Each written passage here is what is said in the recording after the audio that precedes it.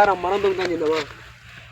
ఎందుకంటే మీరు మాట్లాడుకున్న ఎవరైతే నేను తిన్నా చేస్తాం కానీ అన్నవాడు మావాడు కదా నీ కూడా అయితే నీకు పైసలు వస్తే తలయా చాలు చాలు నీ పైసలు ఇప్పిస్తాను. నువ్వు దొంగతనం చేస్తావు, నువ్వు దొంగతనం చేపిస్తావు అని నీకు తెలియాలి.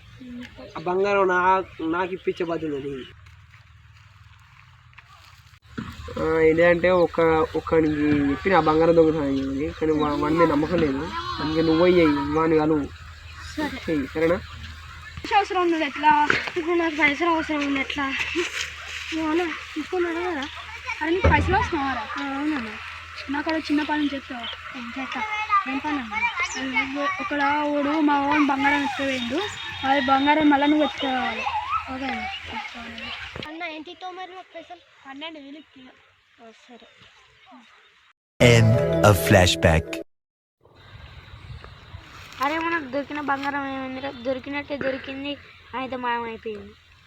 అప్పుడు మనం ఫ్రీ ఫైర్ ఆడేటప్పుడు ఎవడో వచ్చిందిగా వాడే కావాలి. నేను బంగారం తీసిన విషయం వాళ్ళకి తెలిసిపోయినట్టుంది. అన్న గానే మన బంగారం తీసింది ఆడే